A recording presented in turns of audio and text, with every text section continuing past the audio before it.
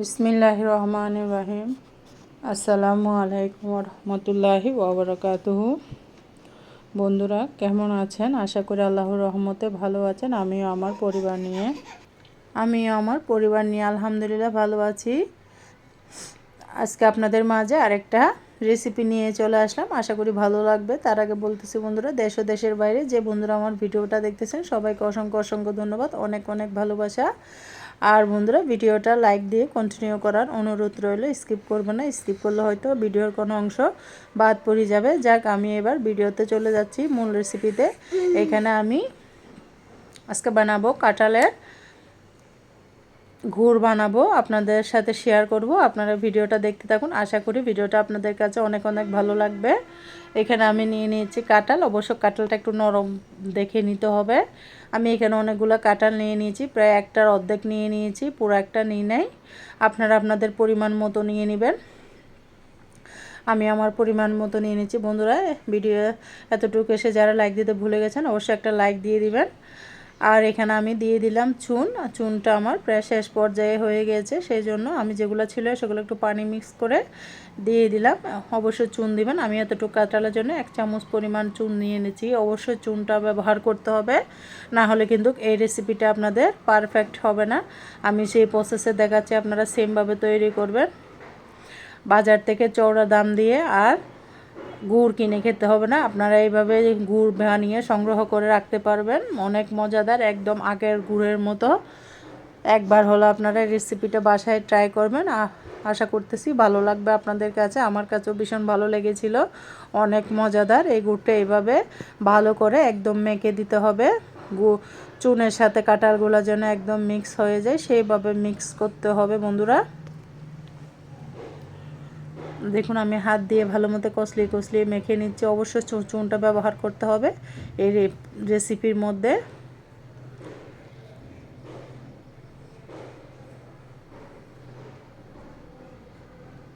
দেখুন বন্ধুরা, আমার মাখা কিন্তু হয়ে গেছে। এই পর্যায়ে আমি ঢেকে রেখে দিব। আমার হাতে আমি এখানে রেখে দিয়েছি 30 মিনিটের জন্য। আপনাদের হাতে যদি সময় থাকে আরও বেশি রাখবেন। আমি যেহেতু ভিডিও করতেছি সেজন্য একটু তাড়াতাড়ি করে নিয়ে নিয়েছি। 30 মিনিট পরে ফিরে আসলাম। 30 মিনিট পর্যন্ত আমি একদম একটু ধরি নাই, ঢেকে রেখে দিয়েছিলাম। দেখুন, অনেকগুলো কাঁঠাল থেকে রস বের হয়েছে, একদম রস বের হয়ে গেছে। এবার রসগুলাকে আমাদের ভালো করে, দেখুন আমি আপনাদেরকে হাত দিয়ে সরিয়ে দেখাচ্ছি, একদম রসগুলা চুন দেওয়ার কারণে অনেক সুন্দর করে রসগুলা বের হয়ে গিয়েছে। এবার রসগুলাকে আমার চিপে নিতে হবে। আমি একটা প্লেটের মধ্যে এগুলো উঠিয়ে নিতেছি রসগুলা। দেখুন, এবার বল যেটার মধ্যে মেখেছিলাম ওটার মধ্যে একটা পাতলা উন্না দিয়ে দিয়েছি। আমি পিছলা উন্না দিয়েছি, আপনারা চাইলে সুতির কাপড়ও দিতে পারেন। আমার এটা দিয়ে ভালো পড়েছিল মনে হয়। আপনারা আপনাদের সুবিধা মতো কাপড় দিয়ে নেবেন, অবশ্য পাতলা কাপড় লাগবে, না হলে কিন্তু রসগুলা পড়বে না, একদম নিকড়েই নিতে হবে। ভালো করে চিপে পানিগুলা, কাঁঠালের রসগুলা কিন্তু পানি হয়ে গেছে চুন দেওয়ার কারণে। অবশ্যই চুন দিয়ে রসগুলা বের করতে হবে। আপনারা ব্লেন্ড করলে কিন্তু এর পারফেক্ট রেজাল্ট পাবেন না। অবশ্যই আমি যেভাবে নিকড়ে নিচ্ছি, চিপে নিচ্ছি, এভাবে চিপে নিতে হবে একটা কাপড়ের সাহায্যে। দেখুন, পাতলা রসগুলা বের হচ্ছে। ভালো করে চিপে নিতে হবে, রসগুলো বের করে নিতে হবে। আপনারা দেখেই বুঝতে পারতেছেন বন্ধুরা, এটা বলে বোঝানো সম্ভব না, দেখেই বুঝে নিতে হবে আমি কিভাবে রসগুলো বের করে নিচ্ছি। একদম পাতলা, দেখুন পানির মতো পাতলা রসটা বের হয়েছে। এটা দিয়ে হবে মজাদার পারফেক্ট গুড়, যেটা আমরা বাজার থেকে অনেক দাম দিয়ে কিনতে হয়। দেখুন, কাঁঠালের এই কুশগুলো আমার আর কোনো কাজে আসবে না, এগুলো ফেলে দিতে হবে। এগুলো থেকে প্রচুর রস বের হয়েছে দেখুন চুন দেওয়ার কারণে। আবারও আমি আর যেগুলো ছিল এগুলো ছেঁকে নিচ্ছি বন্ধুরা। আবারও অবশ্য পরিষ্কার কাপড় বাছাই করে নেবেন, পরিষ্কার নিতে হবে, কারণ ওগুলো খাওয়ার জিনিস। আবারও দেখুন, আমার ছাকা শেষ, দুটোটা মিলে আমার ছাকা হয়ে গেছে। এবার কাঁঠালের খুশগুলো, এগুলো কোনো কাজে আসবে না, এগুলো ফেলে দিব। এবার দেখুন, এখানে পাতার রস বের হয়েছে। এটা কিন্তু অবশ্যই যে পদ্ধতিতে দেখিয়েছি সেম পদ্ধতিতে আপনারা ছেঁকে নেবেন। আশা করি আপনাদের কাছেও ভালো লাগবে। আমি এখানে একটা কড়াই বসিয়ে দিয়েছি, কড়াইয়ের মধ্যে এবার রসগুলা কিন্তু ঢেলে দিতে হবে।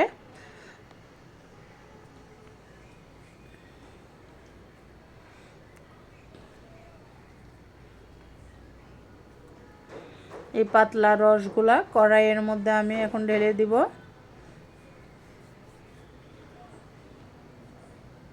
একটা চাকনির সাহায্যে আমি ছেঁকে দিতে হবে, অবশ্যই ছেঁকে নিতে হবে যেন কোনো লাম্পস না থাকে।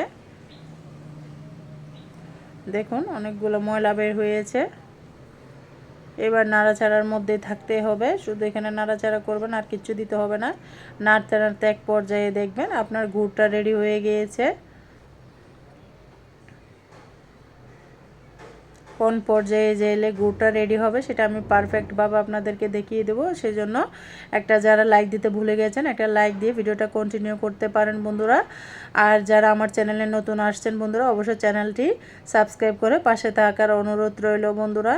আর যদি আমার ভিডিওটা ভালো লাগে অবশ্যই ভিডিওটা আপনাদের বন্ধুদের মাঝে শেয়ার করে দিবেন। আর সবাই সবার পাশে থাকলে অবশ্যই ইউটিউবের মধ্যে কাজ করা সম্ভব, আর না হলে কিন্তু কখনো সম্ভব না। সবাই সবার ভিডিও দেখতে হবে, সবাই সবার পাশে থাকতে হবে। আর যারা নতুন বন্ধুরা আমার চ্যানেলে ভিজিট করেছো তাদের জন্য অনেক অনেক ভালোবাসা, অনেক অনেক শুভেচ্ছা। অবশ্যই একটা কমেন্টস রেখে যাবা, আমিও আপনাদের পরিবারে যেয়ে ঘুরে আসবো ইনশাল্লাহ। দেখুন এখানে চুনগুলো যে মিক্স করেছিলাম, চুনগুলোকে আমি ছেঁকে নিতে হবে। দেখুন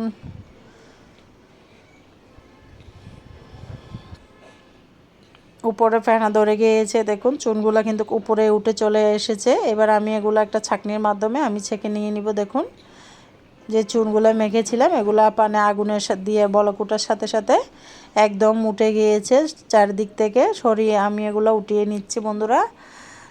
আপনারা দেখে বুঝতে পারতেছেন এই আবরণগুলো, এগুলো হচ্ছে চুন দিয়ে মেখেছি, চুনের আবরণগুলা।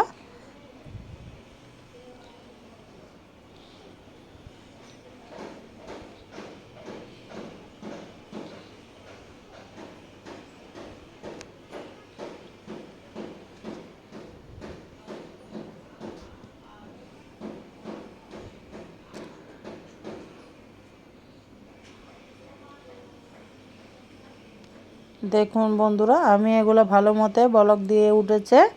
এবার শুধু নাড়ানাড়ির মধ্যেই থাকতে হবে, অবশ্যই নাড়ানাড়ি করতে হবে, না হলে কিন্তু আপনার পারফেক্টভাবে আমার এই গুড়টা রেডি হইতে প্রায় আধা ঘন্টা থেকেও বেশি সময় লেগেছে। একটু সময় নিয়ে আপনারা হাতে এই গুড়টা রেডি করতে হবে। আর কেমন হয়েছে আমার রেসিপিটা, এই গুড় বানানিটা অবশ্যই কমেন্টসে বলে যাবেন বন্ধুরা। আর এখনও পর্যন্ত যারা একটা লাইক দিতে ভুলে গিয়েছেন অবশ্যই একটা লাইক দিয়ে ভিডিওটা কন্টিনিউ করার অনুরোধ রইল বন্ধুরা। দেখুন একদম ফেনা ফেনা হয়ে আসতেছে, কালারটা চেঞ্জ হয়ে গেছে। দেখুন গুড়ের কালার চলে আসতেছে আস্তে আস্তে। আপনারা একবার বাসায় ট্রাই না করলে কিন্তু বুঝবেন না যে এত মজাদারভাবে কাঁঠালের গুড়টা রেডি করা যায়। আপনারা অবশ্যই বাসায় পারফেক্টভাবে এভাবে গুড়টা বানিয়ে সারা বছর কিন্তু সংগ্রহ করে রাখতে পারবেন। কারণ কাঁঠাল কিন্তু সবসময় পাওয়া যায় না, এই মৌসুমে গ্রীষ্মকালীন মৌসুমে কিন্তু কাঁঠালটা পাওয়া যায়। সেই জন্য আমি সাজেস্ট করব আপনাদেরকে আপনারা কাঁঠালটা সংগ্রহ করে এভাবে গুড় বানিয়ে বাচ্চাদের সাথে রুটি পরোটা পিঠার সাথে কিন্তু ভীষণ ভীষণ ভালো লাগে। বাচ্চারা কিন্তু অনেক পছন্দ করে গুড়, বাচ্চাদের জন্য পুষ্টিকর। এই কাঁঠাল দিয়ে গুড় বানানোটা অবশ্যই পুষ্টিকর। আপনারা বাসায় অবশ্যই সংরক্ষণ করে রেখে দিবেন। এভাবে গুড় বানিয়ে বাইরে রাখলো আপনার 3-4 মাস ভালো থাকবে, নর্মাল ফ্রিজে বছর খানিক ভালো থাকবে এরকম গুড়। এখানে শুধু কাঁঠালের রস দিয়ে আমি গুড় বানাচ্ছি, কিচ্ছু ব্যবহার করি নাই। কাঁঠালটা মিষ্টি ছিল সেই জন্য আমার কিছু দেওয়ার দরকার পড়ে না। আপনাদের যদি মিষ্টি না থাকে তাহলে একটু চিনি ব্যবহার করে নেবেন। আমার প্রচুর মিষ্টি কাঁঠালটা দেখুন একদম কালার চেঞ্জ হয়ে গুড়ের আকারে পরিণত হয়ে গেছে। কালারটা দেখুন একদম গুড়ের মতো হয়ে গিয়েছে, কিচ্ছু ব্যবহার করি নাই আমি এখানে, শুধু কাঁঠালের রস দিয়ে এরকম একটা মজাদার গুড় অবশ্যই বাসায় আপনারা বানিয়ে খাবেন, বাচ্চাদের জন্য সংরক্ষণ করে রাখবেন।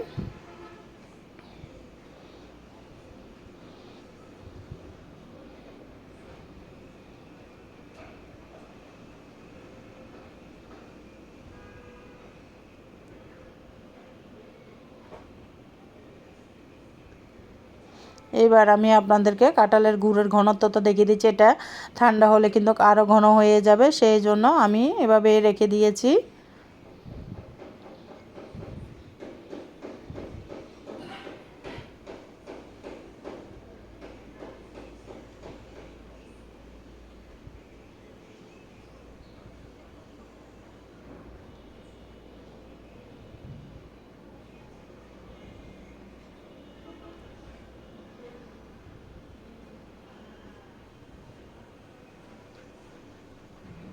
দেখুন কি সুন্দর একটা কালার এসে গেছে, একদম পারফেক্ট গুড়ের কালার এসে গেছে বন্ধুরা।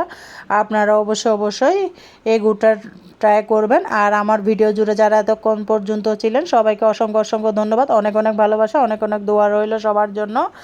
সবাই দেখুন আমার গুড়টা একদম পারফেক্টভাবে রেডি হয়ে গেছে। আমি একটা হাঁড়ির থেকে বাটির মধ্যে ঢেলে নিলাম। দেখুন খুব সুন্দর মজাদার এই লোভনীয় টেস্টি গুড়টা আপনারা অবশ্যই বাসায় বানিয়ে নেবেন, বাচ্চাদের জন্য সংরক্ষণ করে রাখবেন রুটি পরোটা পিঠার সাথে। ভীষণ কিন্তু ভালো লাগবে এই গুড়টা খেতে। দেখুন আজকের মতো ভিডিওটা এই পর্যন্ত রাখলাম। সবাই ভালো থাকবেন, সুস্থ থাকবেন। আল্লাহ হাফেজ, আসসালামু আলাইকুম।